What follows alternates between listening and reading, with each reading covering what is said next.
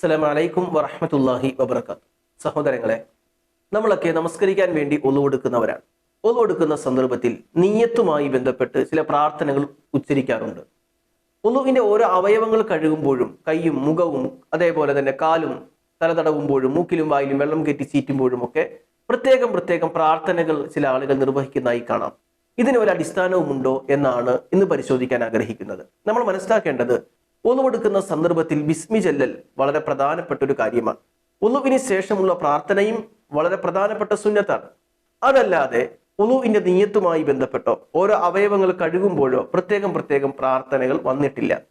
പണ്ഡിതന്മാർ ഈ വിഷയം പരാമർശിക്കുമ്പോൾ ഒളുവിന് മുമ്പ് ബിസ്മി ചൊല്ലൽ ഇപ്രകാരം ഹദീസ് കൊണ്ട് സ്ഥിരപ്പെട്ടിട്ടുണ്ട്. അതവർ കൃത്യമായി രേഖപ്പെടുത്തിയിട്ടുമുണ്ട്. റസൂലുള്ളാഹി സ്വല്ലല്ലാഹു അലൈഹി വസല്ലം പറഞ്ഞു, ഒളുവെടുക്കുമ്പോൾ ബിസ്മി ചൊല്ലാത്തവന് ഒളുവില്ല. അപ്പോൾ ഒളുവിന് മുമ്പ് ബിസ്മി ചൊല്ലണം എന്നുള്ളത് ഹദീസ് കൊണ്ട് സ്ഥിരപ്പെട്ട വിഷയമാണ്. എന്നാൽ നിയ്യത്തുമായി ബന്ധപ്പെട്ട് ചില ഉച്ചാരണങ്ങൾ ചില ആളുകൾ നടത്താറുണ്ട്. ഏതുപോലെ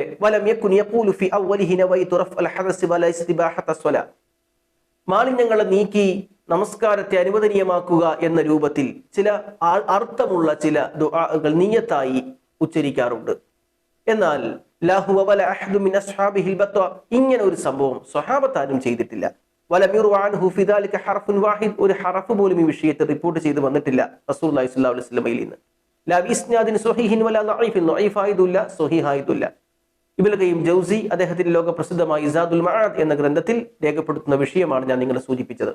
അതേപോലെ ഓരോ അവയവങ്ങൾ കഴുകുന്നതുമായി ബന്ധപ്പെട്ടും അദ്ദേഹം പറയുന്നുണ്ട്, യഖൂലു അലാ വുളുഇഹി ഷൈഅൻ ഗൈറ തസ്മിയ. വുളുഇന്റെ സന്ദർഭത്തിൽ യഖൂലു അലാ വുളുഇഹി ഷൈഅൻ ഗൈറ തസ്മിയ, തസ്മിസ്മി അല്ലാതെ ഒന്നും വുളുഇന്റെ സന്ദർഭത്തിൽ പറയേണ്ടതില്ല. വകുല്ലു ഹദീസിൻ ഫി അദ്കാരിൽ വുളുഇ അല്ലദി യുഖാലു അലൈഹി ഫഖദ്ബുൻ മുഖ്തലഖുൻ. എന്നാൽ ഓരോ അവയവങ്ങൾ കഴുകുമ്പോൾ അല്ലെങ്കിൽ മറ്റു പല പ്രാർത്ഥനകൾ ചെല്ലാൻ വേണ്ടി വന്നതൊക്കെ കളവുകളാണ്, കെട്ടിയുണ്ടാക്കപ്പെട്ടതാണ്. ലം യഖുൽ റസൂലുള്ളാഹി സ്വല്ലല്ലാഹു അലൈഹി വസല്ലം ഷൈഅൻ മിൻഹു. പ്രവാചകൻ ഇപ്രകാരമൊന്നും പറഞ്ഞിട്ടില്ല.